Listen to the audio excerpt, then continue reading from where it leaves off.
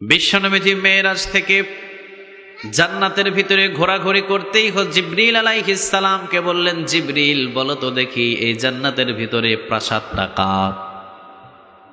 জিবরিল আলাইহিস সালাম বললেন, ও নবী, আল্লাহ রাব্বুল আলামিন এই জান্নাতের ভিতরে সুন্দর করে প্রাসাদটা আপনার সাহাবী ওমরের জন্য বানিয়ে রেখেছে।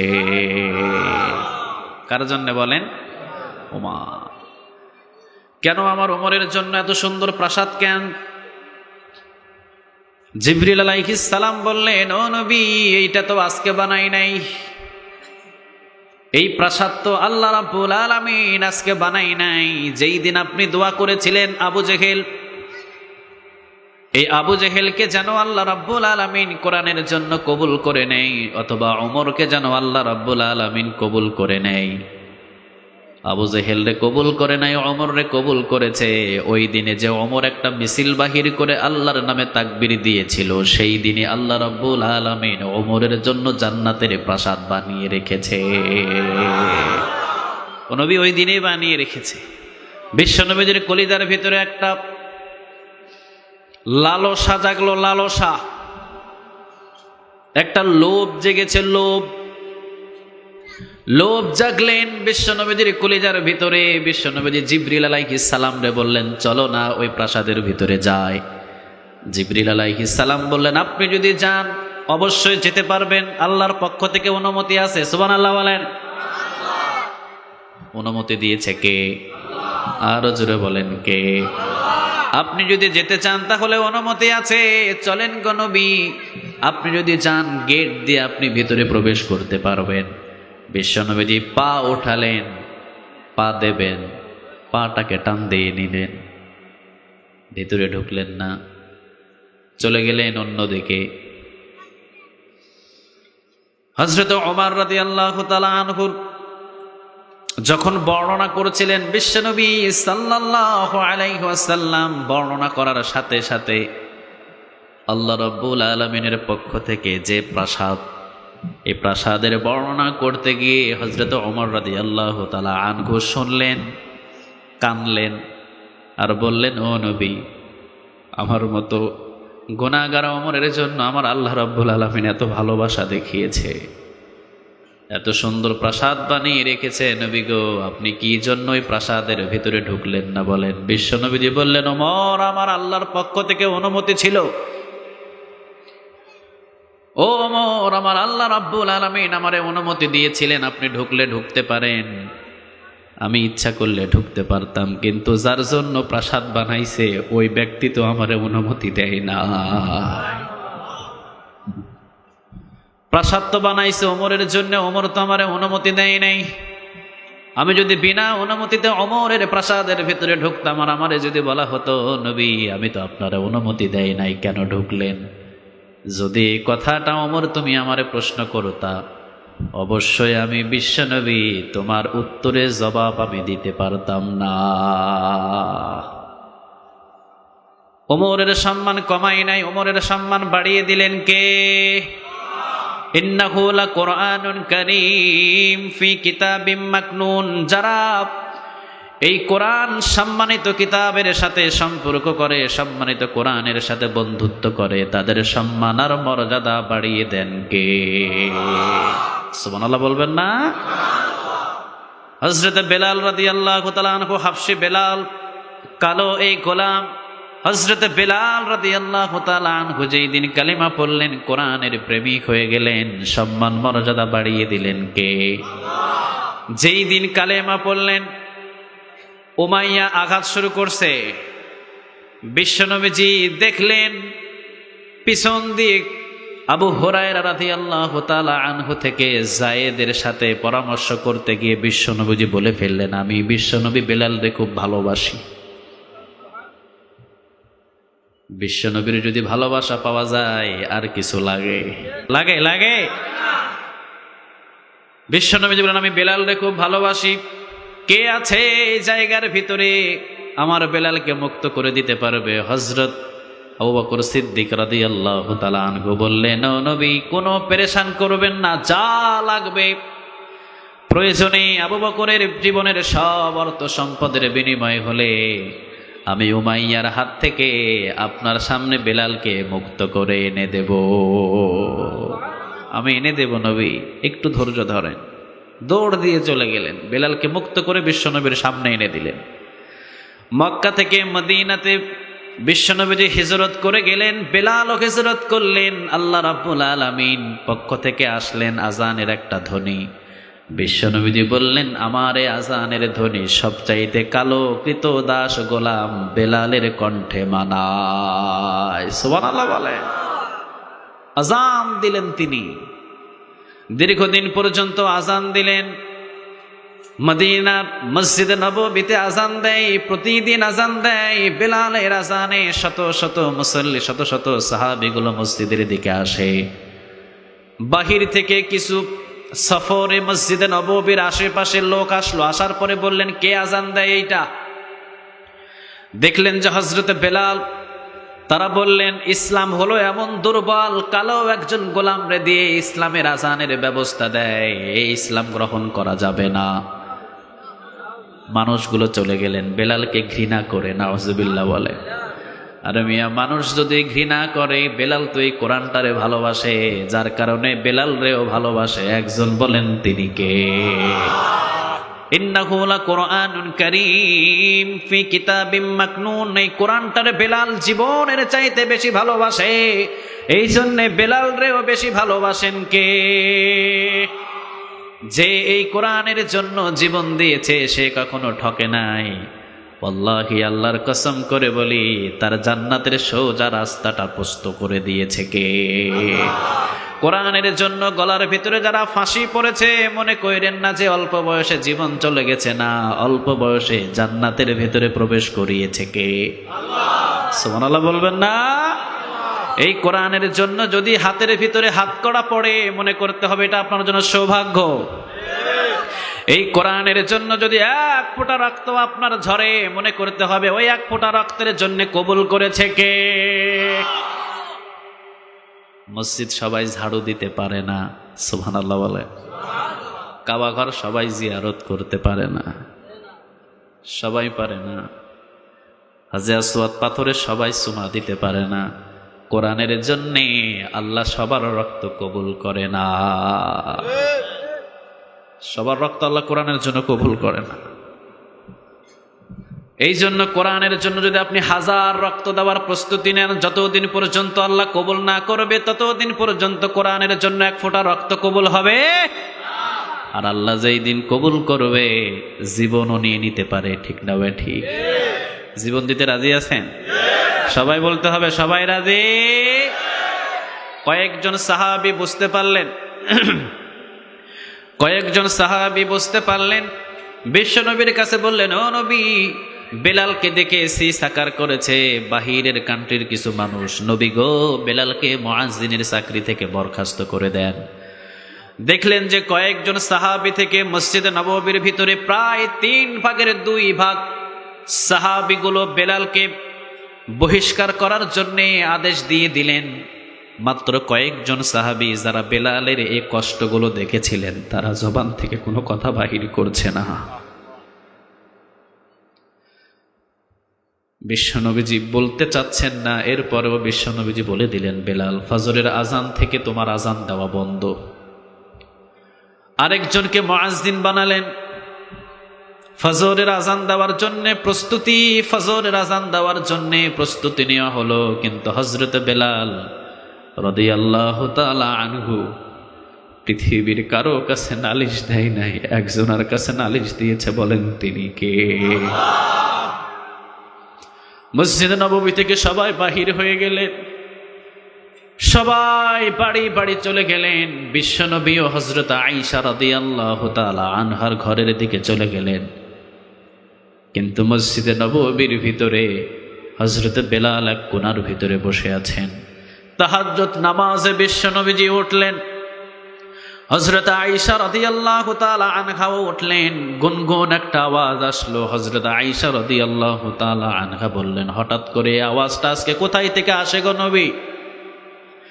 বিশ্বনবীজি বললেন, এই আওয়াজটা আমার পরিচিত আওয়াজ, এইটা তো আমার মুয়াজ্জিনের আওয়াজ। বিশ্বনবীজির বুঝতেও দেরি হয় নাই। কারণ যদিও বিশ্বনবী বরখাস্ত করে দিয়েছেন মুয়াজ্জিনের চাকরি থেকে, নালিশ বিশ্বনবীর কাছে করে নাই। নালিশ করার জন্য আরেকজন আছে, বলেন তো তিনি কে? আজও যারা পৃথিবীর ভিতরে চাকরি থেকে বরখাস্ত হয়ে যায়, ইমামতি চলে যায়, মুয়াজ্জিনি চলে যায়, চাকরি চলে যায়, দেশটাকে ছাড়তে হয়, মাহফিলের ময়দান ছাড়তে হয়, তারাও পৃথিবীর কারো কাছে চায় না, একজনের কাছে চায়, বলেন তিনি কে? তাফসীরুল কোরআন মাহফিল 20 বছর, 30 বছর, 40 বছর, 50 বছর পর্যন্ত এই তাফসীরুল কোরআন মাহফিলের ময়দানে কাজ করেছে। ওই মানুষদেরকে আমরা যদিও চিনেছি, কিন্তু কিছু মানুষ চিনে নাই। 4 দেয়ালের ভিতরে বন্দী যদিও করে রেখেছে, পৃথিবীর কারো কাছে নালিশ হয় না, বলেন তো একজনের কাছে নালিশ দেওয়ার জায়গা আছে না? না। আমার ছেলে গো, আমার মেয়ে গো, আমার সম্পদ চলে যায়, আমাকে খুন করা হয়, আমাকে গুম করা হয়, আমাকে রিমান্ডে নিয়ে যাওয়া হয়, পৃথিবীর কারো কাছে আমরা নালিশ করি না, একজনের কাছে নালিশ করি, বলেন তিনি কে? এই বিচার নয়, আমরা ওই দিনের বিচারের অপেক্ষায় আছি, ঠিক কিনা? সেই দিন মাবুদের সামনে দাঁড়িয়ে বলবো, ইয়া রব, আমাদের কি এমন দোষ ছিল? শুধু পড়েছিলাম কালিমা আর প্রচার করেছিলাম তোমার কোরআনের বাণী, ঠিক কিনা? কি এমন কষ্ট ছিল আমাদের? কি এমন দোষ ছিল আমাদের? আল্লাহ রাব্বুল আলামিন ডাক দিয়ে বলবে, আজকে ওই কথাগুলো তুলিস না, বল তোদেরকে কে এরকম অত্যাচার করেছে, দেখিয়ে দেওয়া হবে। দৌড় দিয়ে সে পা জড়িয়ে ধরবে, হাত জড়িয়ে ধরবে, গলা জড়িয়ে ধরবে, বলবে, ভাই দুনিয়াতে থাকতে বুঝি নাই, আজকে একটু তুই আমাদেরকে মাফ করে দে। দুনিয়াতে থাকতে বুঝতে পারি নাই, রাতের 1টা বাজে, 2টা বাজে, নিরপরাধ তাহাজ্জুদ গুজার আল্লাহওয়ালা মানুষদেরকে গোপনে গোপনে রায় দিয়ে দিয়েছি, আগামীকাল রাতের 1টা বাজে গোপনে ভাবে ফাঁস দিয়ে দেওয়া হবে, রায় দিয়ে দিয়েছি। কিন্তু ভাই দুনিয়ার কিছু লোভ লালসার জন্য করেছিলাম, আজকে মাফ করে দে, গলাটা জড়িয়ে ধরবে। সেই দিন রবের কাছে বলবে, ইয়া রব, আমার কি দুনিয়াতে থাকার কি ইচ্ছা ছিল না? এই জালিমদের জন্যে আমি থাকতে পারি নাই। এদের ছেলে ছিল, এদের মেয়ে ছিল, এদের বিবি ছিল, আমার কি ছিল না? কিন্তু সব ত্যাগ করে, জোর করে, জুলুমি করে আমাকে ফাঁসিতে ঝুলিয়ে শেষ করে দিয়েছে। ও রব, আজকে তোমার দরবারে নালিশ জানালাম। আল্লাহ রাব্বুল আলামিন বলবেন, ধর। কাফিরদের একটা সিল থাকবে, ওই সিলটা তাদের কপালে মেরে দেবে। বিশ্বনবীজি বললেন, আল্লাহ রাব্বুল আলামিনের পক্ষ থেকে কিছু ফেরেশতা থাকবে, ওই ফেরেশতাগুলো যাদের কপালের ভিতরে সিল মারবে, জীবনে কোনোদিন জাহান্নামের কপাট দরজা বন্ধ হয়ে যাবে, কিন্তু তাদেরকে বাহির করবে না কে? এত সোজা নয়, এই বিচার নয়। আমরা সেই বিচারের অপেক্ষায় আছি, ঠিক কিনা? হযরত বেলাল রাদিয়াল্লাহু তাআলা আনহু সারা রাত মসজিদে নববীতে ফজরের আযান দেওয়ার জন্য সর্বপ্রথম মুয়াজ্জিন আসলেন। সুন্দর কণ্ঠে উঁচু স্থানে উঠে আযান দিয়ে দিলেন, আল্লাহু আকবার, আল্লাহু আকবার, আল্লাহু আকবার, আল্লাহু আকবার, আশহাদু আল্লা ইলাহা ইল্লাল্লাহ, আশহাদু আল্লা ইলাহা ইল্লাল্লাহ, আশহাদু আন্না মুহাম্মাদুর রাসূলুল্লাহ, আশহাদু আন্না মুহাম্মাদুর রাসূলুল্লাহ। আজান হয়ে গেল। বিশ্বনবীজি নিজেও আসলেন, সবাই আসলেন। ডান দিকে তাকায়, বাম দিকে তাকায়, মসজিদ নববী থেকে চতুর্দিকে তাকায়, কিন্তু সুবহে সাদেকের ঘোনাঘুনি এখনো দেখা যায় না। সমস্ত সাহাবীগুলো দেখলেন, কিরে, তাহাজ্জুদ নামাজের সময় তো এখনো আছে। সবাই দেখলেন সর্বনাশ, এখনো পর্যন্ত সুবহে সাদেক হয় না। বেলাল রাদিয়াল্লাহু তাআলা আনহু মসজিদের কোনায় বসে আছেন। বিশ্বনবীজি বললেন, বেলাল এদিকে আসো। বেলাল রাদিয়াল্লাহু তাআলা আনহু সামনে আসলেন। বেলাল রাদিয়াল্লাহু তাআলা আনহুকে সামনে বসানোর পর একটু পরেই জিবরিল আলাইহিস সালাম আসলেন। এরপরে বললেন, ও নবী, আপনার মসজিদে নববীতে কি আজকে আজান হয় না? ও নবী, আপনার মসজিদে নববীতে কি এখনো আজান হয় নাই? বিশ্ব নবীজি বললেন, হ্যাঁ, কত কণ্ঠস্বর দিয়ে আমার মসজিদে নববীতে আজান হয়েছে। জিবরিল আলাইহিস সালাম বললেন, গো নবী, আপনার এই মসজিদে নববীতে আজকে যে আজান হয়েছে এটা মসজিদে নববীর ছাদ পর্যন্ত ভেদ হয় না। এইটাই মসজিদে নববীর ছাদের ওই পার্শ্বেও যায় নাই। কিন্তু আপনার একজন মুয়াজ্জিন আছেন, হযরত বেলাল রাদিয়াল্লাহু তাআলা আনহুর আজান আল্লাহর আরশ পর্যন্ত ধাক্কা লেগে যায়। ও নবী, আপনি বাদ দিয়েছেন মুয়াজ্জিনি থেকে, আল্লাহর পক্ষ থেকে আদেশ এসেছে হযরত বেলাল রাদিয়াল্লাহু তাআলা আনহু যতদিন থাকবে মুয়াজ্জিনি করবে, কেউ তার বিপক্ষে কথা বলতে পারবে না। এই জন্যে কোরআনটারে যখনই সম্মান করবেন, কোরআনের পক্ষে যখনই থাকবেন, কোরআন নিয়ে যখনই বিশ্লেষণ করবেন, কোরআনের পক্ষে যখনই কথা বলবেন, আপনার পক্ষেও কথা বলবে কে? সবাই বলেন, কে? আবু বকর সিদ্দিক রাদিয়াল্লাহু তাআলা আনহু কোরআনকে কম ভালোবাসতেন না বেশি? সবাই বলেন, কম না বেশি? বিশ্বনবী বললেন, যুদ্ধের ময়দানে দিনের জন্য, কোরআনের জন্য দান করতে হবে। কে কে দান করবে? আসো। চাদরটা মিলিয়ে দিয়ে বসে রাখলেন। বিশ্বনবী সাল্লাল্লাহু আলাইহি ওয়াসাল্লামের চাদরের ভিতরে সবাই দান করলেন। আবু বকরকে বললেন, ও আবু বকর, তুমি আনছো কি? তোমার জন্য তো এখনো চাদরটা আমি গোলাই না। সুবহানাল্লাহ বলেন। তুমি যখন দান করবা তোমার দানটা শেষ দান হবে। আবু বকর, তোমার জন্য এখনো পর্যন্ত চাদরটা মেলে দিয়ে আমি বসে আছি। হযরত আবু বকর সিদ্দিক রাদিয়াল্লাহু তাআলা আনহু সামনে এসে কিছু ছেড়ে দিলেন, ঝাড়ু দিয়ে। এরপরে কয়েকটা দিরহাম এবং কয়েকটা টুকরা ফেলে দিলেন বিশ্বনবীজির সামনে। বিশ্বনবীজি দেখলেন, মুচকি একটা হাসি দিলেন আর বললেন, আজকের অঙ্কটা বেশির অঙ্ক হবে না, আজকের অঙ্কটা কম থেকে শুরু হবে। যে আজকে বেশি দান করেছে তাদেরটা আগে হবে না, যে কম করেছে ওখান থেকে শুরু হবে। সুবহানাল্লাহ বলেন। সবার প্রশ্ন এলো, সবাই বললেন আমরা এত দিলাম। বিশ্বনবীজি বললেন, কত দিয়েছো? কয় হাজার দিয়েছো? কেউ বললেন 3000 ছিল, 1000 দিয়েছি, 2000 বাড়ি আছে। আবার কেউ বললেন 3 বস্তা ছিল, 1 বস্তা দিয়েছি, 2 বস্তা বাড়ি রেখে এসেছি। সর্বশেষ আবু বকর সিদ্দিক রাদিয়াল্লাহু তাআলা আনহু বললেন, ও আবু বকর, এই কোরআনের জন্য, কোরআনের রাজ কায়েমের জন্য কি তুমি দান করলা? হযরত আবু বকর সিদ্দিক রাদিয়াল্লাহু তাআলা আনহু বললেন, নবী গো, ঘরের কোনায় কোনায় খুঁজেছি, কোনো কিছু বাকি আছে কিনা? সুবহানাল্লাহ বলেন। ঘরের কোনায় কোনায় খুঁজলাম, কোনো কিছু বাকি আছে কিনা। সব কোনায় কোনায় খোঁজার পর দেখলাম যা আছে সব ব্যাগের ভিতরে ঢুকিয়েছি। ও নবী, ঘর থেকে বাহির হওয়ার সময় দেখলাম আমার বিবির হাতে একটা স্বর্ণমুখী সুই দিয়ে আমার বিবি সেলাইয়ের কাজ করেছিল। বিবির হাত থেকে স্বর্ণমুখী সুইটা টান দিয়ে নিয়েছি। বলেছি, আমার বিবি যদি বেঁচে থাকি, পরিবর্তে দিনের কাজ যখন দিন কায়েম হয়ে যাবে, কোরআনের রাজ কায়েম হয়ে যাবে, বিবি পরিস্থিতি যদি ভালো হয়, তোকে স্বর্ণমুখী সুই একটা আমি কিনে দিব। তবে আজকে তোর স্বর্ণমুখী সুইটা দে, কোরআনের জন্য এটাও দান করে দিব। স্বর্ণমুখী সুইটা নিয়ে এসে দিয়ে দিলেন। বিশ্বনবীজির চাদর মোবারকে সব দান করেছেন। চোখের পানি বাহির হলো বিশ্বনবীর।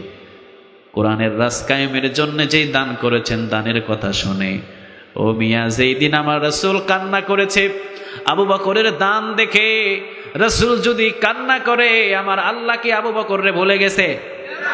কথা বলেন, ভুলছে? হযরত আবু বকর সিদ্দিক রাদিয়াল্লাহু তাআলা আনহু কোরআনরে ভালোবেসেছেন, নবীরে ভালোবেসেছেন। আবু বকরের সম্মান মর্যাদা বাড়িয়ে দিয়েছে কে? এত সম্মান, এত মর্যাদা। হযরত আয়েশা রাদিয়াল্লাহু তাআলা আনহা আকাশের তারকা গণনা করা শুরু করলেন। বিশ্বনবী বললেন, আয়েশা, আকাশের তারকা গণে শেষ করতে পারবা না। এই আকাশের তারকা অগণিত তারকারে আয়েশা, তবে এই আকাশের তারকার চাইতে আমার একজন সাহাবী আছে, হযরত ওমর রাদিয়াল্লাহু তাআলা আনহু। ওই ওমরের আমলের চাবিকাঠি অনেক বেশি। আকাশের তারকা গুনতে পারবা, ওমরের আমলটা গুনে শেষ করতে পারবো না। সুবহানাল্লাহ বলেন। আয়েশা মনটা একটু নারাজ, একটু খারাপ করলেন। বিশ্বনবীজি বললেন, আয়েশা বুঝতে পেরেছি, তোমার বিবি তোমার বাবার কথা বলি নাই। ও আয়েশা, তোমার বাবার কথা তো আমাকে বলতে হবে না, তোমার বাবার কথা বলে একজন, তিনি কে? আমার রাসূলের তো বলা লাগে না তোমার বাবার কথা, আমার রাসূলের তো পক্ষ লওয়া লাগে না তোমার বাবার পক্ষে, কারণ তোমার বাবার পক্ষে আমি উকিল নিব কেন? তোমার বাবার পক্ষে তো মালিক তিনি প্রস্তুত হয়ে আছে। আর আমি নবী তোমার বাবার পক্ষ নিব কেন? যিনি বানাইছে তোমার বাবারে, উনি তো তোমার বাবার পক্ষে। সুবহানাল্লাহ বলেন। আমি বিশ্বনবী পক্ষ নিব তার, আল্লাহ যার বিপক্ষে। ঠিক না ভাই? ঠিক। ও আয়েশা, তোমার বাবা হলো এমন বাবা, অল্প কিছু আমলের খাতিরে তুমি যখন মনটা নারাজ হয়েছে রে আয়েশা, জানতে পেরেছো?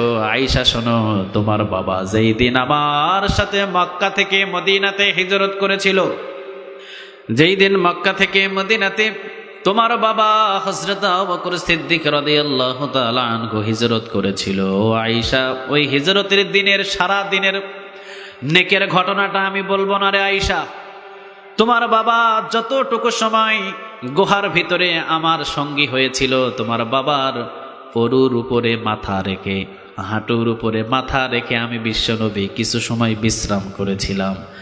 যতটুকু সময় তোমার বাবার অরুর উপরে মাথা রেখে আমি বিশ্বনবী বিশ্রাম করেছি, অতটুকু সময়ের নেক যদি আল্লাহ এক পাল্লাই দেয়, আর সারা পৃথিবীর ওমর সহ আবু বকর বাদ দিয়ে, ওমর সহ ওসমান সহ সমস্ত মুসলমানের নেক যদি এক পাল্লাই দিয়ে দেয়, আবু বকরের নেকের ওজন বেশি হয়ে যাবে। আবু বকরের এক কদমের নেক সারা বিশ্বের সমস্ত মুসলমানদের চাইতেও বেশি। সুবহানাল্লাহ বলেন। যেমন তেমন কথা নয়। হযরত আবু বকর সিদ্দিক রাদিয়াল্লাহু তাআলা আনহু সম্মানিত এই কোরআন, ইন্নাহু লাকুরআনুন কারীম, সম্মানিত কোরআনটারে আবু বকর সিদ্দিক রাদিয়াল্লাহু তাআলা আনহু টাচ করেছেন, সম্মান করেছেন, দান করেছেন। আবু বকরের সম্মান মর্যাদা বাড়িয়ে দিয়েছেন কে? সম্মান বাড়ালেন বিশ্বনবীজি মেরাজ থেকে ফিরে আসছেন। বিশ্বনবীজি মেরাজ থেকে বাহিরে হতে আসতেই দেখলেন যে বিশ্বনবীর পিছনে মিছিলের আওয়াজ। মিছিলের আওয়াজ কম হয় না বেশি হয়? সবাই বলেন, কম না বেশি? বিশ্বনবীজি বললেন, মিছিলের আওয়াজ। আমি জান্নাতের পিছন দিকে তাকালাম, আমি জান্নাতের পিছন দিকে তাকিয়ে দেখি 8টা জান্নাতের স্তর আবু বকরের নাম ধরে মিছিল করা শুরু করেছে। এক জান্নাতের স্তর বলে, ও আবু বকর আমার ভিতরে প্রবেশ করো। আরেকজন বলে, ও আবু বকর আমার ভিতরে প্রবেশ করো। বলেন তো দেখি আবু বকরের সম্মান মর্যাদা বাড়িয়ে দিয়েছেন কে? কোরআনটারে ধরার কারণে, কোরআনের রাজ কায়েমে ব্যস্ত থাকার কারণে আবু বকরকে ঠকায় নাই, বরং আবু বকরকে জিতায়া দিছে কে? আর জোরে বলতে হবে কে? প্রতিদিন মসজিদে নববী থেকে আবু বকর সিদ্দিক রাদিয়াল্লাহু তাআলা আনহু নামাজ আদায় করে প্রতিদিন নিজের ঘরের দিকে যায়। একজন কাফের প্রতিদিন আবু বকররে গালি দেয়, আবু বকররে ফকির ফকির বলে প্রতিদিন গালি দেয়। আজকে দেয়, কালকে দেয়, পরশু দেয়, প্রতিদিন আবু বকররে ফকির ফকির বলে গালি দেয়। কারণ আবু বকর তো ফকির পৃথিবীর কারো জন্য হয় নাই, দান করতে করতে ফকির হয়েছেন একজনের জন্যে। বলেন তো তিনি কে? সর্বশেষ একদিন আবু বকর একটা দান করেছিলেন, এই দানটা আল্লাহর কাছে পছন্দ হয়েছে। সুবহানাল্লাহ বলেন। আবু বকরের গায়ের ভিতরে একটা দামি জামা ছিল, এই জামাটা তিনি বাজারে বিক্রি করলেন, টাকা নিলেন। টাকা নেওয়ার পর ওই টাকা দিয়ে সালার শট কিনলেন। সালার শট কেনার পর হযরত আবু বকর সিদ্দিক রাদিয়াল্লাহু তাআলা আনহু নিজের গায়ের মাপ দিয়ে সালার চটটা কেটে রশি লাগিয়ে লাগিয়ে সালার শট সেলাই করে নিজের গায়ে পরিধান করে জামার বাকি অংশ টাকা মিসকিন এবং এতিমদের কাছে বিলিয়ে দিয়েছে। জিবরিল আলাইহিস সালাম বিশ্বনবীর পাশে এসেছেন। বিশ্বনবী মুস্কি হাসি দিয়ে বললেন, জিবরিল, আজকে তোমার গায়ের ভিতরে সালার শটের জামা কেন? জিবরিল আলাইহিস সালাম বললেন, ও নবী, আজকে আমি শুধু জিবরিলের গায়ে সালার শটের জামা নয়, আপনার সাহাবী আবু বকরের গায়েও সালার শটের জামা। ও নবী, এই জিবরিল ইচ্ছা করে সালার শটের জামা পরে নাই। আবু বকর যখন সালার শটের জামা পরেছে, আল্লাহ রাব্বুল আলামিন আদেশ করেছেন আবু বকরের দানটা আজকে আমার কলিজাটা পোড়াইয়া দিছে। ফেরেশতাদেরকে অনুমতি দিলাম, সকল ফেরেশতাও আজকে সালার সোটের জামা পরিধান করবা। কি দান রে ভাই, কি দান করলেন, কি সম্মান করলেন এই কোরআনটারে। মর্যাদা কমে নাই, অনেক উপরে মর্যাদা। সুবহানাল্লাহ বলেন। প্রতিদিন মসজিদে নববীতে নামাজ আদায় করে ঘরের দিকে ফিরে যায়, ফকির বলে গালি দেয়। কি বলে গালি দেয় বলেন, আরো জোরে বলেন।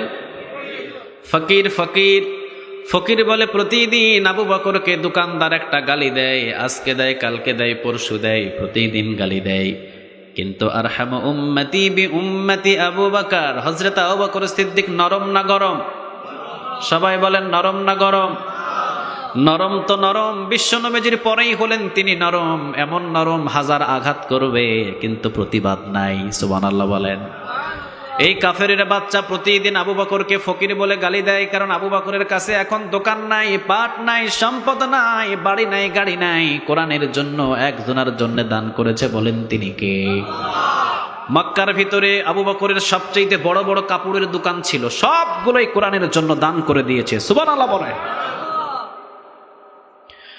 আজকে সে আবু বকরকে ফকির বলে গালি দেয়, আবু বকর মনের ভিতরে কষ্ট নেয় না, কোনোদিন উত্তরও করে নাই। কিন্তু হঠাৎ করে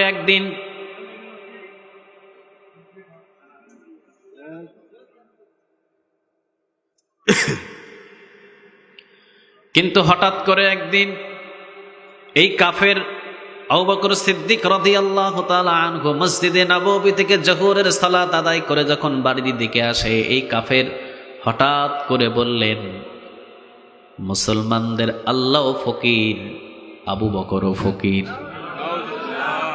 বিশাল বড় একটা কথা বললেন। কথাটা কি ছোট না বড়? আরো জোরে বলতে হবে, ছোট না বড়? এই কাফেরের বাচ্চা বলেন আবু বকর রে ফকির বললে আবু বকর যখন কোনো উত্তর করে না, দেখি আজকে বড়টা বলে দেখি। বললেন আবু বকর নিজেও ফকির, আবু বকরের আল্লাহ ফকির। নরম ইমান, জোশ এসে গেছে। এখন আবু বকরকে জিবরিল আলাইহিস সালামও ধরে আটকাইতে পারবে না। ইমানের জোয়ার এসে গেছে। যদিও আমরা মুসলমানরা অনেকটা অনেক নীরব হয়ে থাকি, যেখানে সেখানে বসে থাকি, মসজিদের ইমামতি করি, মাদ্রাসায় চাকরি করি, মাদ্রাসার স্টুডেন্ট, বাহিরে জোরে জোরে কথাও বলি না। কিন্তু আমার আল্লাহর বিপক্ষে, কোরআনের বিপক্ষে, আমার রাসূলের শানে, ধর্ম নিয়ে, ইসলাম নিয়ে যদি বাংলার জমিনে কোনো কথা হয়, আমরাও কখনো শান্তিতে থাকতে পারি না। তখন কলিজায় ব্যথা লাগে কি লাগে না? আরো জোরে বলেন, লাগে লাগে। আমার ইসলামকে নিয়ে কেউ কথা বললে কলিজায় ব্যথা লাগে কি লাগে না? এইটাই হলো মুসলমান। সুবহানাল্লাহ বলে। আরে মুসলমান তো সে, কোরআনকে নিয়ে কথা বললে তার কলিজার ভিতরে পানি থাকতে পারে না। একটা যুবক দাড়ি কাটে, মাথায় টুপি নাই, পাঞ্জাবি নাই, ওই যুবকের সামনেও যদি আপনি আমার রাসূলকে নিয়ে অবমাননা করেন, ওই যুবক আপনাকে ছাড়বে না। এই জন্যে এই বিষয়গুলো নিয়ে যখনই যারা কথা বলবে আমরা সহ্য করতে। আবু বকর কি ঈমান কম না বেশি? কথা কন না কেন? আমাদের মতো ঈমান? কথা বলেন, আমাদের মতো ঈমান? আমাদের মতো ঈমান নয়। আবু বকরের ঈমানটা হলো বড় মজবুত ঈমান। যখনই সেই মালিকের আল্লাহরে ফকির বলেছে, দৌড় দিয়ে আবু বকর কলারটারে চেপে ধরলেন, ঠাস করে একটা থাপ্পড় দিলেন। থাপ্পড়টা আস্তে দেয় নাই, অনেক জোরে দিয়েছে, কারণ ইমানের ভিতরে জোয়ার এসে গেছে, হুঁশ আর নাই। দৌড় দিয়ে পালিয়ে গেলেন কাফের। আবু বকর চলে গেলেন আবু বকরের কাছে। আবু বকর মনে করলেন এখানেই শেষ, কিন্তু না, পৃথিবীতে যতদিন পর্যন্ত ইহুদি, নাস্তিক, মুরতাদ থাকবে, হাজার হাজার তাদেরকে শাস্তি দেবেন। বুঝতে হবে ইসলামের ক্ষতি করার জন্য প্রতিনিয়ত তারা কাজ করে যাবে। খাতির নাই, ইহুদির সাথে খাতির করেন না, ইহুদিরে সালামও দিয়েন না, ওর সাথে উঠা বসা করেন না। যদিও আপনার উপরে উপরে আপনার ভালো দেয়, আপনার দেখে মুচকি হাসি দেয়, কিন্তু এই হাসি হলো আপনাকে শেষ করে দেওয়ার হাসি। চিল্লা বলো ঠিক কিনা? ওদের সাথে আমাদের কোনো সম্পর্ক থাকতে পারে না। আবু বকর সিদ্দিক রাদিয়াল্লাহু তাআলা আনহু মনে করলেন এখানেই শেষ, কিন্তু না, কাফের দৌড় দিলেন বিশ্বনবীর দরবারে। কাফের জানে ইনসাফের বিচার বিশ্বনবীর দরবারে পাওয়া যাবে, দৌড় দিয়ে চলে গেলেন বিশ্বনবীর দরবারে। গিয়ে বললেন, ও নবী, দেখেন আপনার সাহাবী আবু বকর কিভাবে আমার গালের উপরে থাপ্পড় দিয়েছে। বিশ্বনবীজি দেখলেন থাপ্পড়ের একটা দাগ, তবে বিশ্বনবী বললেন, না, নামটা মনে হয় ভুল হয়েছে, এটা আবু বকর নয়, এইটা হলেন হযরত ওমর। এটা আবু বকর না, এটা হলো হযরত ওমর। তুমি নাম বলতে ভুল করেছো। কাফের বললেন, না গো নবী, আমার গালের উপরে থাপ্পড় দিয়েছে আপনার সাহাবী হযরত আবু বকর। বিশ্বনবীজি বললেন, না, এইটা আবু বকর নয়, এইটা হলেন ওমর। আর এটা আবু বকর নয়, তোমার নাম বলতে ভুল হয়েছে, এটা নাম কি? সবাই বলেন, নাম কি? ওমর। কাফের বললেন, না না নবী, আপনার সাহাবী আবু বকর। একটু পরেই হযরত ওমর রাদিয়াল্লাহু তাআলা আনহু আসলেন। বিশ্বনবীজি বললেন, ওমর, এই লোকটারে এইভাবে মারছো কেন? ওমর বললেন, না নবী, আমি তো মারি নাই। কারণ ওমর নরম না গরম? কথা বলেন, নরম না গরম? বিশ্বনবীজি অবাক হয়ে গেলেন, আমার শান্ত মাইন্ডের সাহাবী, আরহামু উম্মতি বি উম্মতি আবু বকর, আমি যার জন্য সার্টিফিকেট দিয়ে দিয়েছি নরম মানের সাহাবী হলেন আবু বকর। তিরমিজির বর্ণনা, বিশ্বনবীজি সার্টিফিকেট দিয়েছিলেন আবু বকরকে নরম মানের সাহাবী। আমার এই নরম মানের সাহাবী কিভাবে এই কাফেরের গালে থাপ্পড় দিয়েছে, ইনসাফের বিচার কারে কয়? বিশ্বনবী সাল্লাল্লাহু আলাইহি ওয়াসাল্লাম বললেন, যদি কাফের তোমাকে অন্যায়ভাবে একটা থাপ্পড় দিয়ে থাকে, অবশ্যই দুইজন সাহাবীকে আমি আবু বকরকে গ্রেফতার করার জন্য এই মুহূর্তে পাঠিয়ে দিলাম। ইসলাম কত পরিষ্কার, সুবহানাল্লাহ বলেন। ইসলাম যেখানে আছে সেখানে শান্তি কম না বেশি? সবাই বলেন, শান্তি কম না বেশি? হযরত আবু বকর সিদ্দিক রাদিয়াল্লাহু তাআলা আনহুকে দুইজন সাহাবী নিয়ে আসলেন। বিশ্বনবী বললেন, ও আবু বকর, সত্যি সত্যি কি তুমি এই কাফেরটাকে থাপ্পড় দিয়েছো? আবু বকর সিদ্দিক রাদিয়াল্লাহু তাআলা আনহু বললেন, জি। মুসলিম কখনো মিথ্যা কথা বলতে পারে না, আর কাফের কখনো সত্য কথা বলতে পারে না। সাথে সাথে বিশ্বনবী বললেন, কি জন্য মারলা আবু বকর? আবু বকর সিদ্দিক রাদিয়াল্লাহু তাআলা আনহু বললেন, ও নবী, এই কাফের আমার আল্লাহকে ফকিরি বলেছে, আমি সহ্য করতে পারি নাই। নবী গো, আমি জীবনের চাইতে যারে বেশি ভালোবাসি। ও নবী, আমার জীবন যৌবন সবগুলো আমার আল্লাহর জন্য সঁপে দিয়েছি, সবগুলো দিয়ে দিলাম। আমার অর্থ সম্পদ ওই মালিকরে দিয়ে দিলাম। ওই মালিকরে যখন ফকিরি বলেছে, আমি আবু বকর নিজেরে আর ধরে রাখতে পারি না। ও নবী, প্রতিদিন এই কাফেরের বাচ্চাটা আমারে ফকির বলে গালি দিয়েছে, আমি কোনোদিন কষ্ট পাই নাই। আবু বকর রে ফকির বলেছে, আমি খুশি হয়েছি। কারণ কিয়ামতের ময়দানে আল্লাহ রাব্বুল আলামিন ধনীর চাইতে গরিবদেরকে 500 বছর আগে জান্নাতে ঢোকাইয়া দিবে কে? ধনীরা শুধু হিসাব দিতে থাকবে, যাকাত দেয় নাই,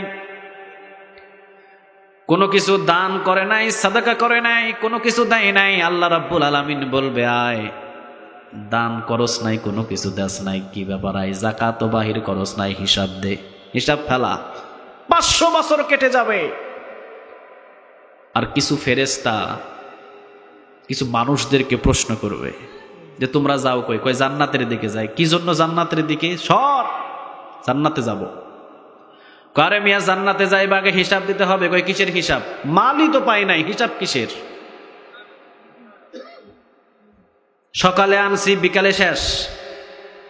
সারাদিন রিকশা চালাইছি 200 টাকা, সন্ধ্যার সময় আইসা দেখি 250 টাকা সংসারে খরচ। আছে না নাই? মালই তো নাই রে, হিসাব কিসের দিব আমি? ফেরেশতারা বলবে, ও রব, এরা তো আপনার কাছে হিসাব দিতে চায় না।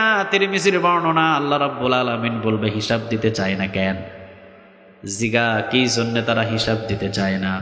বান্দারা বলবে, আল্লাহ, এই যে দেখেন হাতের ভিতরে এখনো কড়া, কান্ধের উপরে এখনো কড়া পড়ে আছে, পরিশ্রম করেছি, কষ্ট করেছি, ওই ব্যথাগুলো এখনো শরীরের ভেতরে অনুভব করি।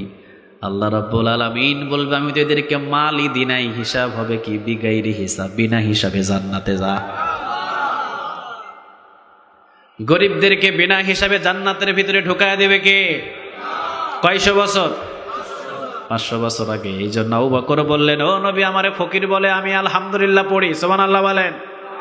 কিন্তু যেদিন আমার আল্লাহরে ফকির বলে গালি দিয়েছে, এই দিন আবু বকর আর সহ্য করতে পারে নাই, থাপ্পড় দিয়েছি। বিশ্বনবীজি বললেন, তুমি এই আবু বকরের আল্লাহরে ফকির বলে গালি দিলা কেন? কাফের কয় আমি গালি দিই নাই। কাফের কখনো সত্য কথা বলে?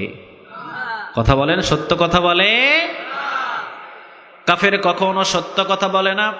কাফের বললেন, ও নবী, আমি আবু বকরের আল্লাহরে গালি দিই নাই। আবু বকর বলছেন গালি দিয়েছে, কাফের বলছেন গালি দিই নাই। বিশ্বনবীজি বললেন, আবু বকর, তুমি বলছো গালি দিয়েছে, ও বলছে গালি দেয় নাই, কিন্তু তুমি একটা যে থাপ্পড় দিয়েছে ওকে তুমি স্বীকার করেছো, তোমারটা রাইট, স্বীকার করলা, কিন্তু ওর পক্ষ থেকে যে গালি দিয়েছে তুমি তো প্রমাণ করতে পারো না, তাহলে একটা সাক্ষী হাজির করো। তৃতীয় পক্ষ একটা সাক্ষী হাজির করতে হবে। আবু বকর যদি সাক্ষী হাজির না করতে পারো, কাফেরকে যেইভাবে থাপ্পড় দিয়েছে ওইভাবে থাপ্পড় একটা কিন্তু তোমার গালের উপরে পড়ে যাবে। ওমর রাদিয়াল্লাহু তাআলা আনহু রাগে গড়গড় করছে। ওমর রাদিয়াল্লাহু তাআলা আনহুকে বললেন, ওমর ইজলিস, ওমর শান্ত হও, ওমর ইনসাফের বিচার আমি বিশ্বনবী তো পৃথিবীর কারো আইন দিয়ে করি নাই, একজনের আইন দিয়ে করি, বলেন তিনি কে? বিশ্বনবীর বিচারটা হলো ইনসাফের বিচার। চেহারা দেখে, বংশ দেখে, পরিচয় দেখে, ছেলে দেখে, মেয়ে দেখে বিশ্বনবী কখনো বিচার করতেন না। দলের কর্মী হয়েছে, ঘুষ খেয়েছে, সুদ খেয়েছে, খুন করেছে, জেনা করেছে, 7 খুন মাপ। আর আরেকটা দলের ছেলে যদি তাহাজ্জুদ গুজার হয়, 5 ওয়াক্ত নামাজি হয়, দিনদার হয়, পরহেজগার হয়, তাহাজ্জুদ নামাজের যায় নামাজ থেকে ধরে নিয়ে যায়, এইটারে ইনসাফের বিচার বলে না। সাইনবোর্ডে আছে আমি অমুক, মাপ, আর আমি করি না, আমি করি কোরআনের দল, আমার জন্য 1000 রিমান্ড, 1000 জেনা, 1000 কষ্ট, ঠিক কিনা?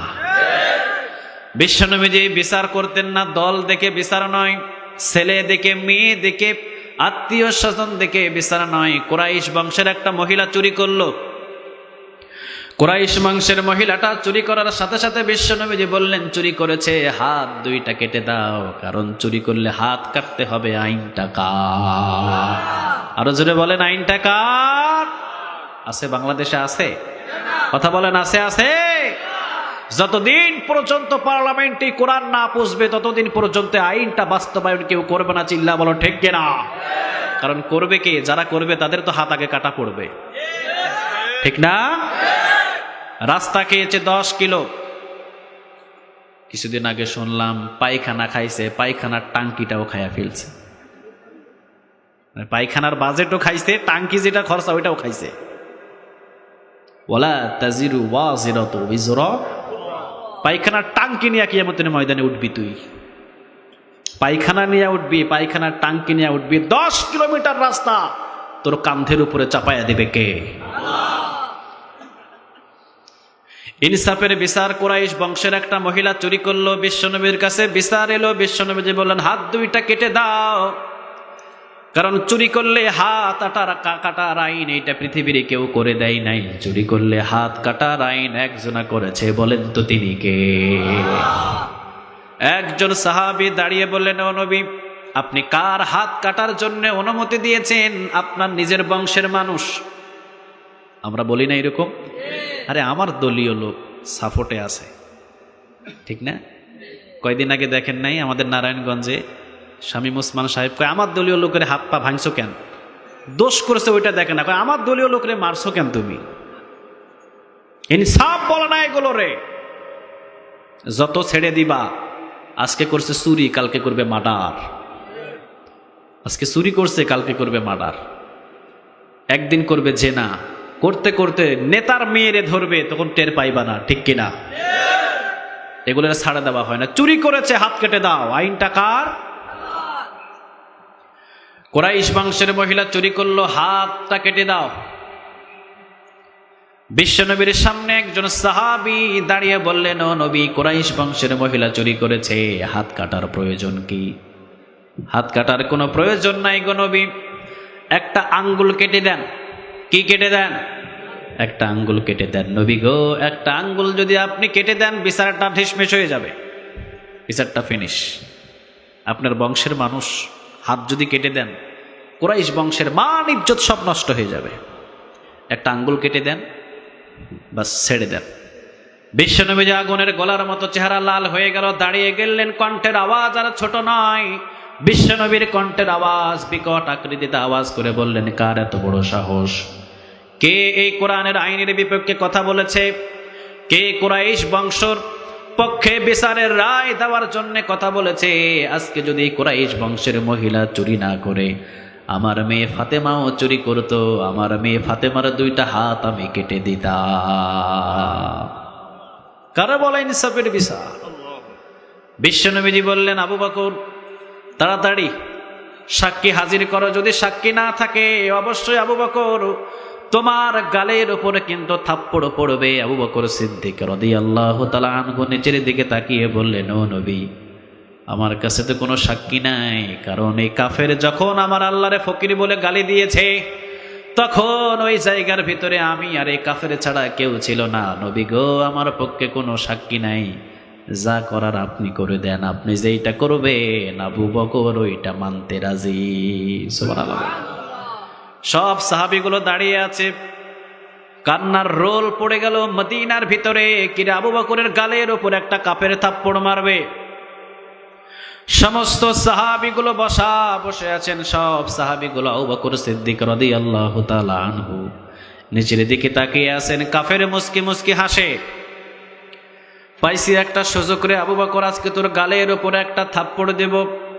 ও আবু বকর, তোর গালের উপরে যদি একটা থাপ্পড় দিতে পারি, আবু বকর রে, 7টা পূরণ হয়ে যাবে, তোর মান ইজ্জত সম্মান সব কমে যাবে।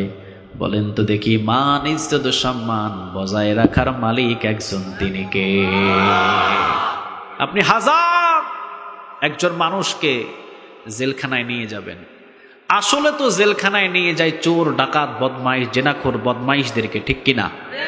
কিন্তু জেলখানায় যখন আলেম ওলামারা যায়, ওয়াল্লাহি আল্লাহর কসম করে বলি, ওই আলেমের সম্মান আরো বেড়ে যায়। এলাকার ভিতরে একটা চোর গ্রেফতার হলে সবাই পড়ে আলহামদুলিল্লাহ, পড়ে না? কথা কন না কেন? পড়ে। কিন্তু একজন আলেমকে বেইজ্জত করার জন্য যখন আপনি হাতের ভিতরে কড়া পরান, তখন তার সম্মান কমে না, বরং সম্মান বাড়িয়ে দেয় কে? আরো জোরে বলতে হবে, কে?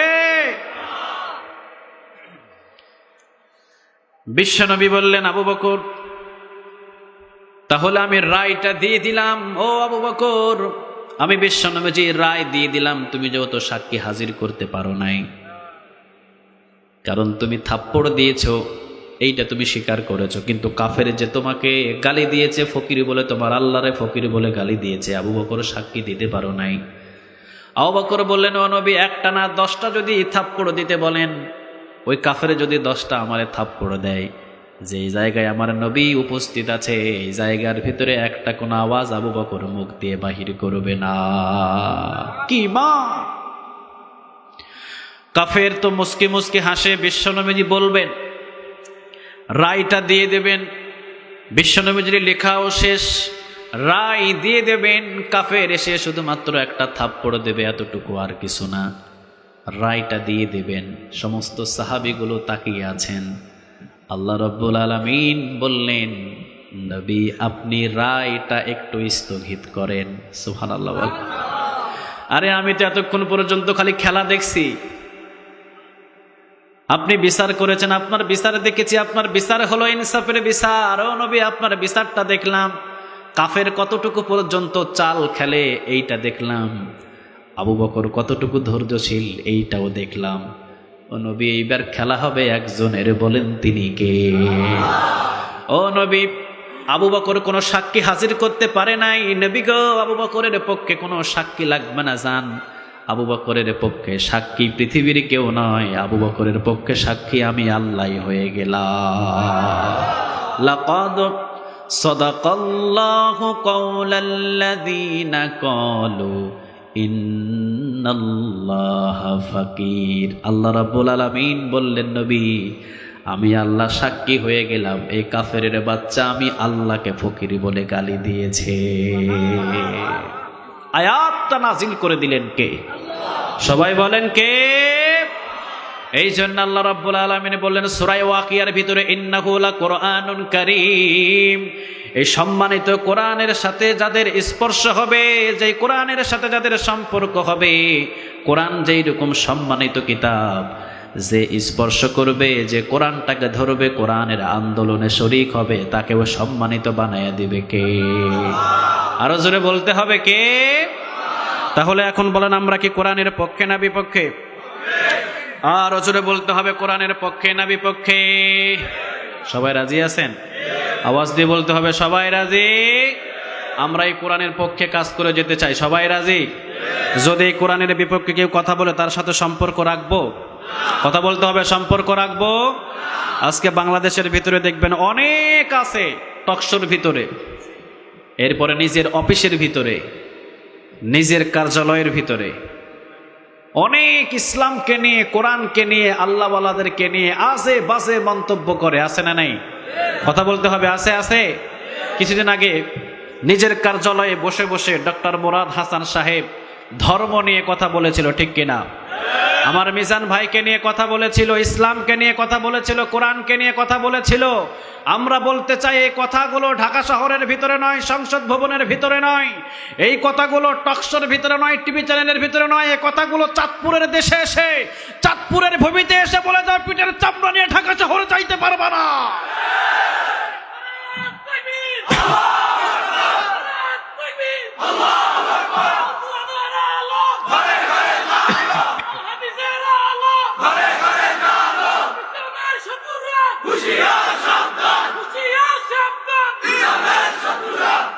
আল্লাহ তুমি কবুল করো। আরো জোরে বলেন আমিন। এই জন্য কথাগুলো পুলিশ পাহারা দিয়ে 2-7 সেনাবাহিনী পাশে রেখে, বাহির হলেও সামনে 3-4টা গাড়ি, পিছনেও 3-4টা গাড়ি, শুধু গার্ড আর গার্ড, ঠিক না? কথা বলেন না কেন? আমাদের কোনো গার্ড লাগে? কথা বলেন, লাগে? লাগে লাগে না। ওই কথাগুলো ওইভাবে নয়। যে সাহস থাকে, ধর্ম নিয়ে যে কথাগুলো বলেছ চ্যানেলের ভিতরে, ডক্টর মুরাদ হাসান সাহেব, আপনি যদিও প্রতিমন্ত্রী, যদিও একজন সম্মানী ব্যক্তি, কিন্তু যখনই কোরআনকে নিয়ে, ধর্মকে নিয়ে আপনি কথা বলবেন, তখন বাংলাদেশের মানুষ আপনাকে সহ্য করবে না, আপনাকে মেনে নেবে না। হয়তো আজকেও যাইবেন, কালকেও যাইবেন, পরশুতে যাবেন, মরতে হবে না? কথা বলেন কেন? মরতে হবে, হবে। বাংলাদেশে আপনি থাকবেন না, ইসলাম ধর্ম রাষ্ট্র থাকবে বাংলাদেশে ইনশাআল্লাহ। আল্লাহ তুমি সবাইরে কবুল করো। আমি বেশি জোরে কথা বলতে পারছি না, আমার এমনিতেই, যেহেতু আপনাদের বলেছি আমি প্রথমে, আমি শারীরিকভাবে অসুস্থ, জোরে কথাগুলো বলতে পারছি না। আল্লাহ রাব্বুল আলামিনের কোরআন থেকে সূরা ওয়াকিয়ার 15 নম্বর আয়াত থেকে যতটুকু আমি কথা বলেছি, এতটুকু কথা যেন আমাদের প্রত্যেকে আমল করার আল্লাহ তৌফিক দান করে, আমরা বলি আমিন। আরো জোরে বলে না আমি। ও নবী, আসমান থেকে কত ফোঁটা বৃষ্টি জমিনের উপরে পড়ে আমি জিবরিল আলাইহিস সালাম গুনতে পারি। সুবহানাল্লাহ বলেন। বিশ্বনবীজি বললেন, বলো তো দেখি কোন জিনিস তোমার পক্ষে গোনা সম্ভব হয় না? জিবরিল আলাইহিস সালাম বললেন, ও নবী, আপনার এই যুবক সাহাবীগুলো যারা অল্প বয়সে কোরআনের ছায়াতলে এসেছে, সুবহানাল্লাহ বলেন, যারা অল্প বয়সে জিহাদের ময়দানে ঝাঁপিয়ে পড়ে, এই যুবক সাহাবীগুলো যারা অল্প বয়সে কোরআনের আয়াতলের ভিতরে চলে এসেছে, নবী গো, আপনার এই অল্প বয়স যুবক সাহাবীরা যখন একটা সেজদা দেয়, জোরে বলেন কয়টা? আরো জোরে বলতে হবে, কয়টা? ও নবী, আপনার এই যুবক সাহাবীগুলো, মানে যুবকেরা যারা কোরআনের ছায়াতলে এসেছে যৌবন বয়সে, নবী, যুবকেরা একটা সেজদা দেয়, আমি জিবরিল আলাইহিস সালাম আসমান থেকে কত ফোঁটা বৃষ্টি জমিনের উপরে পড়ে গুনতে পারি, কিন্তু এই যুবকেরা একটা সেজদা দেয়, ওই একটা সেজদার নেক যে আমার আল্লাহ রাব্বুল আলামিন কত, তো ওই যুবকের আমল নামায় লিখে দেয়, আমি জিবরিল গুনে শেষ করতে পারি না। এই জন্য যুবকেরা যারা কোরআনের ছায়াতলে এসেছো, তোমাদের সম্মান কম না বেশি? এই সম্মান বাড়ায় দিয়েছেন কে? আর জোরে বলতে হবে কে? হযরত সাআদ সালামি। নামটা কি? হযরত সাআদ সালামি রাদিয়াল্লাহু তাআলা আনহু। টকবগে যুবক, কিন্তু ঈমান আনলেন, কালেমার পথে আনলেন, কালেমা পড়ে মুসলিম হলেন। মদিনার ভিতরে 8 মাস পর্যন্ত ঘোরাঘুরি করলেন। দীর্ঘদিন ঈমানের পথে এসেছেন, কিন্তু মদিনার ভিতরে 8 মাস ঘোরাঘুরি করলেন, কোনো বিবাহ হয় না। বিশ্বনবী সাল্লাল্লাহু আলাইহি ওয়াসাল্লামের দরবারে গিয়ে বললেন, ও নবী, আমি সাআদ সালামি 8 মাস পর্যন্ত এই মদিনার আনাচে কানাচে ঘুরেছি, কেউ আমারে পছন্দ করে না। আমার মুখের ভিতরে একটু বসন্তের দাগ, চেহারাটা অনেক কালো, বয়স হয়ে গেছে অনেক বেশি। নবী গো, মদিনার ভিতরে কেউ আমারে পছন্দ করে না, বিবাহের জন্য।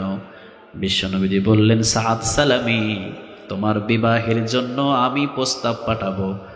মদিনার ভিতরে সব চাইতে সুন্দরী নারীর সাথে তোমার বিবাহ হবে। আরে বিবাহ হবে না মানে? মদিনার সব চাইতে সুন্দর নারীর সাথে তোমার বিবাহ হবে। সুবহানাল্লাহ বলেন। বিশ্বনবীজি বলেন, খবর নাও, উপযুক্ত মেয়ে কার বাড়িতে আছে? একজন সাহাবী বললেন, অমুক সাহাবীর ঘরের ভিতরে একটাই মেয়ে উপযুক্ত আছে, মদিনার ভিতরে অনেক সুন্দরী। বিশ্বনবীজি বললেন, যাও, আমার কথা বলবা, বিবাহ হয়ে যাবে, হয়ে যাবে বিবাহ, যাও। বিশ্বনবীর সামনে বললেন, ও নবী, আপনি একটা লিখিত পত্র দিয়ে দেন, একটা সিল দিয়ে দেন, একটা সাইন দিয়ে দেন। যদি দিয়ে দেন তাহলে আমার জন্য সহজ হবে। সুবহানাল্লাহ নাই? বিশ্বনবীজি লিখে দিলেন, আমি সাআদ সালামিরে পাঠালাম তোমার মেয়ের জন্য পাত্র হিসাবে, বিবাহটা করে দাও। সাহাবীর সামনে দিয়ে বললেন, রাসূলের পক্ষ থেকে এসেছে, পাত্র কেউ নয়, পাত্র আমি। সুবহানাল্লাহ বলেন। চেহারাটা সুন্দর নয়, চেহারা দেখলেন, চেহারাটা তেমন সুন্দর নয়। চেহারার দিকে নজর করার পর পত্রের দিকে নজর করলেন। আল্লাহর পরে যার সম্মানের স্থান, তিনি পাঠিয়েছেন মুহাম্মদ সাল্লাল্লাহু। যদি আমার রাসূল আমাদেরকে একটা কাগজও দিয়ে যাইতেন, কলিজার ভিতরে ঢোকায়া নিতাম। ঠিক না বে ঠিক? কারণ রাসূলের জন্য রহমত বরকতের ভান্ডার পেয়েছি। এই ভান্ডারটা দিয়েছেন কে? আরে রাসূল, রাসূল সমস্ত রহমতের ভান্ডার আমাদেরকে দিয়ে দিচ্ছে। সুবহানাল্লাহ বলে। বিশ্বনবীজি বসেছিলেন, জিবরিল আলাইহিস সালাম বিশ্বনবীর সামনে আসলেন আর বললেন, ও নবী, আপনার মনটা এত নারাজ কেন? আপনি এত নারাজ হয়ে আসেন কেন? আপনার মনটা যখনই খারাপ থাকে, আল্লাহ শুধু আপনার কাছে আমারে পাঠায়। আরে আমার বন্ধুর মন খারাপ কেন? তাড়াতাড়ি যা। সুবহানাল্লাহ বলবেন না? আপনার মনটা এত খারাপ কেন নবী? আল্লাহ রাব্বুল আলামিন পাঠিয়েছে আপনার কাছে। বিশ্বনবী বললেন, ইয়া উম্মতি, আমার উম্মতের কি হবে? কিয়ামতের ময়দানে কি হবে আমার উম্মতের? জিবরিল আলাইহিস সালাম চলে গেলেন। আল্লাহ রাব্বুল আলামিন যদিও জানেন, ইন্নাল্লাহা লা ইয়ানজুরু ইলা সুওয়ারিকুম ওয়া আমালিকুম ওয়ালাকিন ইয়ানজুরু ইলা কুলুবিকুম ওয়া আমালিকুম। অন্তরের খবর পৃথিবীর কেউ জানে না, অন্তরের খবর একজনা জানেন। বলেন তিনি কে? বিশ্বনবীর অন্তরে কি চিন্তা আল্লাহ জানে কি জানে না? কথা বলেন। জানে, জানে। কিন্তু জিবরিল আলাইহিস সালাম রে দিয়া মাঝখানে দেখবেন মহব্বত আরো বাড়াই। সুবহানাল্লাহ বলেন। মহব্বত বাড়ে। বিশ্বনবী সাল্লাল্লাহু আলাইহি সাল্লামের মন খারাপ। জিবরিল আলাইহিস সালাম বললেন, ও নবী, আপনার বন্ধুর মনটা খারাপ হয়েছে এই জন্যে, কারণ আপনার উম্মত কিয়ামতের ময়দানে কঠিন মুসিবতের ভিতরে হয়তো পড়তে পারে। আপনার বান্দাগুলো কঠিন মুসিবতের ভিতরে পড়বে। আপনার নবীর উম্মতরে নিয়ে পেরেশান এবং টেনশন। আল্লাহ রাব্বুল আলামিন বললেন, আমার বন্ধুরে গিয়ে বল ৭০,০০০ উম্মতরে বিনা হিসাবে পার করে দিব। কয় হাজার? সবাই বলেন কয় হাজার? সাহাবীর সংখ্যা কত? ১৬ লাখ। সাহাবীর সংখ্যা কত? ১৬ লক্ষ। তো সাহাবী আছে ৭০,০০০ বিনা হিসাবে পার করলে তো সাহাবী যাইতে পারে না। আমরা আছি ধরার ভিতরে? লাগবে ৫ লাখ টাকা, দিছে মাত্র ৫,০০০। কাজ হবে? কথা বলেন হবে? হবে। বিশ্বনবীজি বললেন, জিবরিল আমার সাহাবী তো ১৬ লক্ষ সাহাবী, আল্লাহ রাব্বুল আলামিন ৭০,০০০ মাফ করবে, সাহাবীরই তো আমি লয়ে যাইতে পারুম না মিয়া, আমার উম্মতের কি হবে? মনটা বড় নারাজ। জিবরিল আলাইহিস সালাম বললেন আল্লাহ রাব্বুল আলামিনের কাছে কি, ইয়া রব, আপনার বন্ধু অনেক নারাজ, কারণ তার সাহাবীর সংখ্যা হলো ১৬ লক্ষ, ১,২৫,০০০ তার সাহাবী, আপনি দিছেন মাত্র ৭০,০০০। আল্লাহ রাব্বুল আলামিন বললেন, যা প্রত্যেক ৭০,০০০-এর সাথে একজনের সাথে ৭০,০০০ দিয়া দিলাম। এগুলা বিনা হিসাবে, কোনো হিসাব লাগবে না। আবার আসলেন বিশ্বনবী সাল্লাল্লাহু আলাইহি ওয়াসাল্লামের কাছে, আসার পর বললেন প্রত্যেকের সাথে আবার ৭০,০০০। বিশ্বনবীজি এখনো নারাজ। বিশ্বনবী নারাজ হলে সহ্য করতে পারে না একজন, তিনি কে? সহ্য হয় না, তিনি সহ্য করতে পারেন না। আল্লাহ রাব্বুল আলামিন জিবরিল আলাইহিস সালামকে না পাঠিয়ে এবার আল্লাহ রাব্বুল আলামিন ডাক দিলেন, হাবিব সালামটা গ্রহণ করে। জিবরিল বাদ, এবার আপনার সাথে আমার, বলেন কি লাগবে আপনার, কি দিতে হবে এটা বলেন। জিবরিল আলাইহিস সালাম বললেন, আপনাদের দুইজনের কথোপকথন হলো, আমি চলে গেলাম, আল্লাহ এবং রাসূল সাল্লাল্লাহু আলাইহি ওয়াসাল্লামের কথোপকথন। আল্লাহ রাব্বুল আলামিন বললেন, আপনার কি লাগবে বলেন। নারাজ হলে আমি আরশ আজিম থেকে আল্লাহ রাব্বুল আলামিন সহ্য করতে পারি না, কারণ আপনারে তো বানাইছি আমি হাবিবুল্লাহ, খলিল অর্থ বন্ধু, হাবিব অর্থ বন্ধু, আপনারে বানিয়েছি আমি হাবিবুল্লাহ। খলিল অর্থ এমন বন্ধু, খলিলের কাছ থেকে আমি আল্লাহ সব লয়ালম। খলিল এইটা দে, ওইটা দে, তোর ছেলেরে দে, তোর বিবিরে দে, তাড়াতাড়ি গিয়ে কাবা ঘরের চত্বরে রেখে আয়, সব দিবি তুই। খলিল অর্থ হলো সব আল্লাহ নিয়ে নেবে, আর হাবিব অর্থ আল্লাহ সব দিয়া দিবে। ও নবী, আপনারা আমি বানাইছি হাবিবুল্লাহ, আপনি আমার বন্ধু। জিবরিল আলাইহিস সালাম রে সরায়া দিলাম, এখন বলেন কি লাগবে। যা চাইবেন দিয়া দিব। শাফাআতে কুবরা লাগবে দিয়া দিব, হাউজে কাউসার লাগবে দিয়া দিলাম, জান্নাতের চাবি লাগবে দিয়া দিলাম। কি লাগবে আপনার, কি লাগবে বলেন। বিশ্বনবী বললেন, আমার ভাই মুসা আলাইহিস সালাম আপনার কাছে বলেছিলেন, আপত্তি জানিয়েছিলেন, আল্লাহ আপনার রহমত কতটুকু আপনি আমার একটু জানান। আপনি সেই দিন আমার ভাই মুসা আলাইহিস সালাম রে বলেছিলেন, আমার রহমত গুণে শেষ করতে পারবি না, 1000 গুনাহ করেছিস রহমত দিয়ে মাফ করে দেব। সুবহানাল্লাহ নাই? তোর গুনাহ যদি হয় আসমান সমান, আমার কাছে মাফ চাইবি, রহমত দিয়ে মাফ করে দেব। মুসা আলাইহিস সালাম আপনার কাছে বলেছিল রহমতটা যাতে মুসা আলাইহিস সালাম রে দিয়ে দেন তার উম্মতের জন্যে। আপনি বললেন হবে না, যতটুকু দেওয়ার দিয়েছি, বাকি চাইলে পাইবা না। সুবহানাল্লাহ বলেন। ইয়া রব, সমস্ত নবীরা সমস্ত নবীর উম্মতের জন্যে আপনার কাছে রহমতের ভান্ডারটা চেয়েছে, আপনি দেন নাই। এখন বলেন রহমতের ভান্ডারটা আমারে দিবেন কিনা। আল্লাহ রাব্বুল আলামিন বললেন, হাবিব এমন জিনিস চেয়ে বসেছেন আপনি। বিশ্বনবীজি বললেন, আপনার উম্মত কি আর দুনিয়াতে আসবে? মানে আমি আখিরি জামানার পয়গম্বর, আমার উম্মতের পর কি আর কোন উম্মত আসবে? আল্লাহ রাব্বুল আলামিন বললেন, না বন্ধু, আপনার পরে তো কোনো বান্দাদেরকে আমি আর দুনিয়াতে পাঠাবো না, আপনার উম্মতগুলোই শেষ আমার গোলাম। বিশ্বনবীজি বললেন, আমার উম্মত যদি শেষ উম্মত হয় ভান্ডার রাইখা করবেন কি? আরে আপনার উম্মত যদি আমার উম্মত যদি শেষ উম্মত হয় ভান্ডারটা রাইখা করবেন কি? আল্লাহ রাব্বুল আলামিন বললেন, জান হাবিব, রহমতের ডালা সহ আপনারে দিয়ে দিলাম, এই রহমত আপনারে দিলাম। ও নবী, এই রহমতের রৌশনী দিয়ে, এই রহমত দিয়ে আপনি কিয়ামতের ময়দানে ইচ্ছা করলে সমস্ত আপনার উম্মতের আপনি জান্নাতে নিয়ে যেতে পারবে, সবাই নিয়ে যেতে পারবেন আপনি। যান, সব দিয়ে দিলাম আপনারে। সুবহানাল্লাহ বলেন। সব নবীরা চেয়েছিল সব উম্মতের জন্য, আমি দিই নাই, আপনার উম্মতের জন্য রাখছিলাম, চাইছেন আপনি, দিয়ে দিলাম।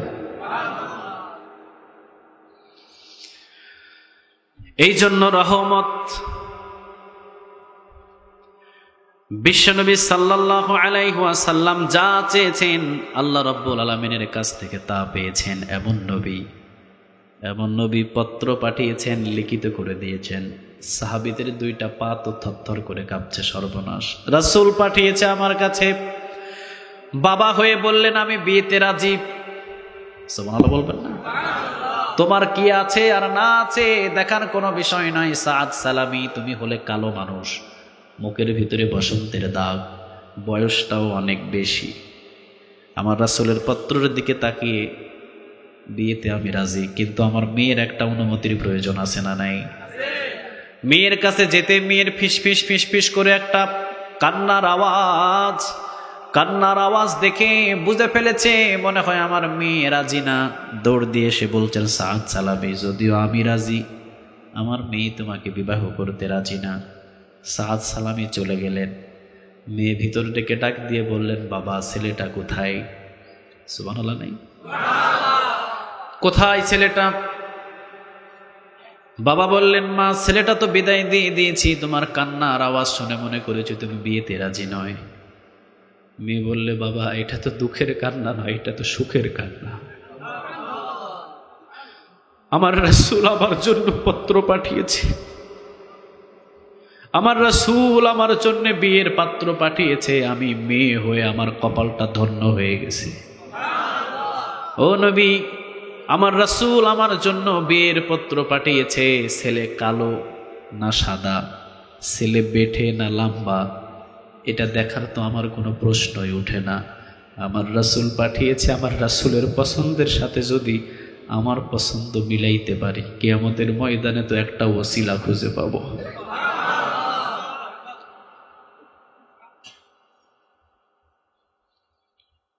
সাহাবী দৌড় দিলেন, বললেন আমার মেয়ে রাজি বিবাহিতে। সাদ সালামি খুশি হয়ে গেলেন, দৌড় দিলেন বিশ্বনবীর দরবারে। সাদ সালামি বললেন, ইয়া রাসূলুল্লাহ, মেয়েও রাজি, মেয়ের বাবাও রাজি। রাসূল বললেন, তাহলে বিবাহ করার জন্য প্রস্তুতি নাও। সাহাবী বললেন, বিবাহ করব, কিন্তু টাকা দেন। আপনি দেন। ইসলাম গ্রহণ করতে গিয়ে সাহাবীদের এমন পরিস্থিতি ছিল, ঘরের ভিতরে লোহার একটা আংটিও ছিল না বিবাহ করার জন্য, এমন একটা পরিস্থিতি ছিল সাহাবীদের। সাদ সালামি বললেন, ও নবী টাকা দেন, বিবাহ করব, দেন, আপনি দেন। বিশ্বনবী বললেন, মেয়ের জন্য ব্যবস্থা আমি করে দিলাম, টাকাও দিতে হবে। সাদ সালামি বললেন, আমার শরীরের ভিতরে দুইটা কাপড় ছাড়া এই সাদ সালামির কাছে দ্বিতীয়ত আর কিছু নাই। ইসলাম গ্রহণ করতে গিয়ে সব কিছু হারিয়ে ফেলেছি। এই সাদ সালামির বাবার সম্পদ ছিল লক্ষ লক্ষ কোটি কোটি। এই সাদ সালামি সকালবেলা যে জামা পরতেন বিকেলবেলা ওইটা পরতেন না। এই সাদ সালামি সকালবেলা যে জুতা পরতেন বিকেলবেলা ওই জুতা পরতেন না। সাদ সালামি সকালবেলা যে সুঘ্রাণ লাগাতেন, সারা রাত যে রাস্তা দিয়ে হাঁটতেন, সকাল পর্যন্ত সেটার ঘ্রাণ খুঁজে পাওয়া যেত। ইসলাম গ্রহণ করতে গিয়ে সব কিছু ছেড়ে দিয়েছে। সাদ সালামি বলেন, আমার শরীরের ভিতরে জামা এবং পরনের ভিতরে কাপড় ছাড়া কিছু নাই। বিশ্বনবী কয়েকজন সাহাবীর কাছ থেকে টাকা নিয়ে বললেন, যাও বিয়ের বাজার করে নিয়ে আসো। সাআদ সালামি চলে গেলেন, বিয়ের বাজার করলেন। বিয়ের বাজার করার সাথে সাথে যখন দোকান থেকে বাহির হলেন, কয়েকজন সাহাবীর সাথে সাক্ষাৎ হলো। সাআদ সালামি বললেন, তোমরা কোথায় যাও? সাহাবীরা বললেন, আমরা তো জিহাদের ময়দানে রওনা দিয়েছি। সাআদ সালামি বললেন, হঠাৎ করে জিহাদের ময়দানে? সাহাবীরা বললেন, এই মাত্র আমার রাসূল জিহাদের ময়দানের ডাক দিয়েছে, জিহাদের ময়দানে রওনা দিয়েছি। সবাই বললেন, সাআদ সালামি তুমি কোথায় যাও? সাআদ সালামি বললেন, বিবাহের জন্য এই মাত্র আমার পাত্রী ঠিক হয়েছে, বাজার করেছি, বিবাহ করতে যাব। সাহাবীরা বললেন, সাআদ সালামি আমরা যাই জিহাদের ময়দানে, তুমি যাও বিবাহ করার জন্যে। কেমন যেন একটা তফাৎ। সাআদ সালামি দৌড় দিয়ে বিবাহের বাজারগুলো দোকানে দিয়ে বললেন, ভাই বাজারগুলো ফেরত নেন, বেঁচে থাকলে বহু বিবাহ করতে পারবো, বেঁচে থাকলে বহু আমাকে বিবাহ করার অনুমতি দেওয়া হবে, বহু বিবাহ করতে পারবো। বাজারগুলো নেন, একটা ঢাল আর একটা তরবারি আমারে হাদিয়া দেন। ঢাল আর তরবারি নিয়ে রওনা দিলেন জিহাদের ময়দানে। সাআদ সালামি অনেক কাফেরদের সাথে যুদ্ধ করে তিনি নিজেও শহীদ হয়ে গেলেন। বিশ্বনবীজির কাছে এসে বলা হলো, নবী আজকে যার বিবাহের কথা হয়েছিল সাআদ সালামি শহীদ হয়ে গেছে। বিশ্বনবীজি ভীষণ কষ্ট পেলেন। আমার সাআদ সালামি যৌবনের স্বাদ গ্রহণ করতে পারল না। ভীষণ কষ্ট নিয়ে বিশ্বনবীজি বললেন, দাফনের ব্যবস্থা করো। দাফনের জন্য ব্যবস্থা হলো। বিশ্বনবীজি দাফন শেষ করে কবরের পাশে বিকট একটা আওয়াজ দিয়ে আল্লাহু আকবার বলে একটা আওয়াজ দিলেন। এইটা হলো কষ্টের আওয়াজ। আমরা তো বলি, হায় হায় আমার বাবা মারা গেছে, কি করব। অনেক ধরনের কান্না, কিন্তু না, ভিতর থেকে কান্না আসবে। বিশ্বনবীজি আল্লাহু আকবার বলে একটা বিকট আওয়াজ দিলেন। দুই চোখ বেয়ে বেয়ে বিশ্বনবীজির পানি পড়ছে। ইন দ্য মিন টাইম অল্প একটু সময়ের ভিতরে আবার বিশ্বনবীজির রূপটা আলাদা হয়ে গেল। বিশ্বনবীজি এবার মুস্কি একটা হাসি দিলেন। একটু পরে আবার বিশ্বনবীজি চেহারাটার ভিতরে দুইটা হাত দিয়ে চোখটা ঘটিয়ে নিয়ে বাম দিকে ফিরালেন। তিনটা অভিনয় করলেন এক সময়ের ভিতরে। সাহাবীরা বললেন, নবী একই সময়ের ভিতরে তিনটা অভিনয় আপনার?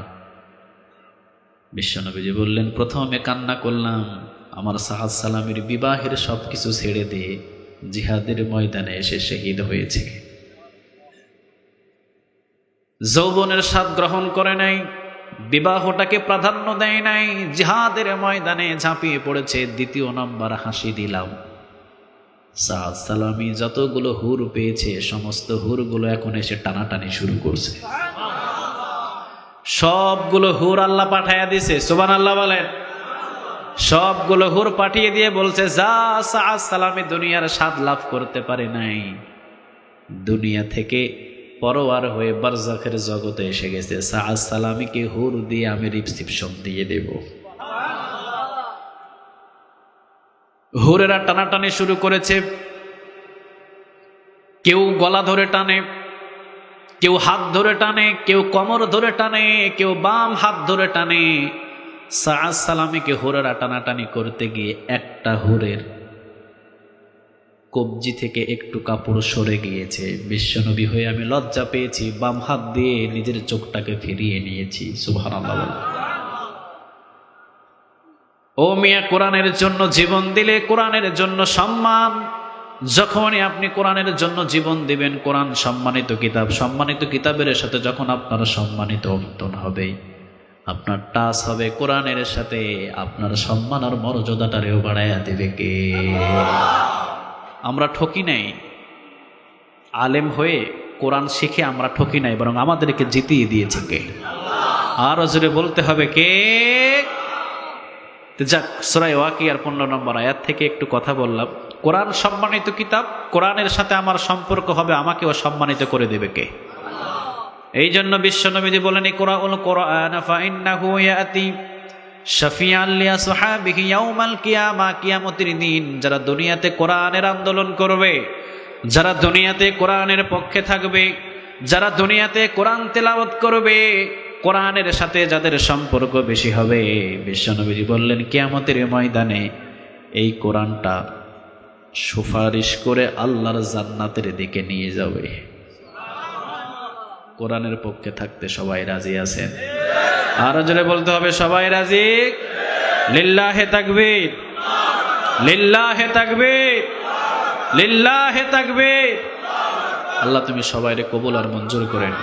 আজকের এই ময়দানটাকে তুমি কবুল করে নিও, কিয়ামতের ময়দানে নাজাতের ওসিলা বানাইয়া দিও। যতটুকু আলোচনা করেছি প্রত্যেকটা আলোচনা আমি নিজে এবং সবাইকে আমল করার তৌফিক দান করুন।